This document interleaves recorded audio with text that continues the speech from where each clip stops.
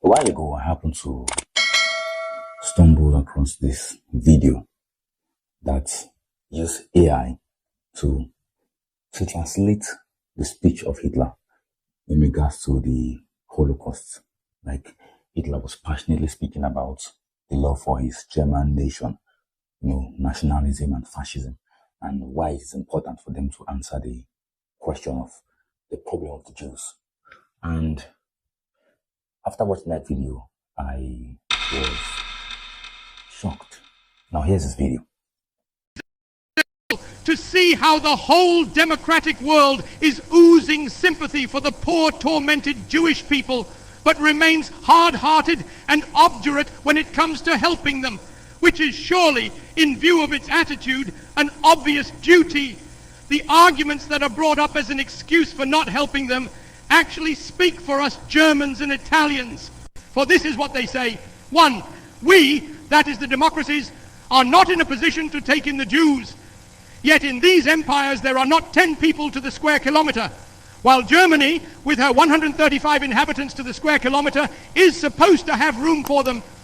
2, they assure us we cannot take them unless Germany is prepared to allow them a certain amount of capital to bring with them as immigrants. For hundreds of years, Germany was good enough to receive these elements, although they possessed nothing except infectious political and physical diseases. What they possess today, they have by a very large extent gained at the cost of the less astute German nation by the most reprehensible manipulations. Today, we are merely paying this people what it deserves. When the German nation was, thanks to the inflation instigated and carried through by Jews, deprived of the entire savings which it had accumulated in years of honest work, when the rest of the world took away the German nation's foreign investments, when we were divested of the whole of our colonial possessions, these philanthropic considerations evidently carried little noticeable weight with democratic statesmen. Today I can only assure these gentlemen that thanks to the brutal education with which the democracies favored us for 15 years, we are completely hardened to all attacks of sentiment. I could supplement these examples with dozens of the most cruel kind. For this reason, we ask to be spared all sentimental talk. The German nation does not wish its interests to be determined and controlled by any foreign nation, France to the French, England to the English, America to the Americans, and Germany to the Germans. We are resolved to prevent the settlement in our country of a strange people which was capable of snatching for itself all the leading positions in the land, and to oust it, for it is our will to educate our own nation for these leading positions. We have hundreds of thousands of very intelligent children of peasants and of the working classes. We shall have them educated. Now, after watching this video, you'll find one thing that is replaying itself in modern history. Now, across the world, this is not specific to just one country. Across the world, in every single continent, you find people that are heavily opposed to immigration. Now, I understand the issue of immigration very well, and I understand that nations need to manage the topic very delicately. Immigration, if well handled, could be a source of economic growth to some people. For example, Argentina was a very poor country, it didn't really have much, but at the turn of the 20th century, after the Second World War, they began increasing the level of immigration from some countries in Europe where there was high rate of education and infrastructural development. So this brought about some development in Argentina at the time. And so you could see these patterns keep playing itself in different parts of the world. When people who are skilled migrate to a particular place, they can help improve the nation. But if not well managed, if everyone who just shows up is allowed in without proper documentation or without proper checks and balances, it could be problematic.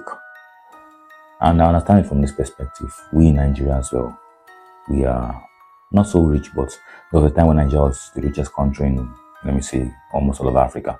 And every neighboring country had people, their own citizens, coming into Nigeria. And there's a famous issue of Ghana must go, when Ghanaians, millions of them were in Nigeria at the time.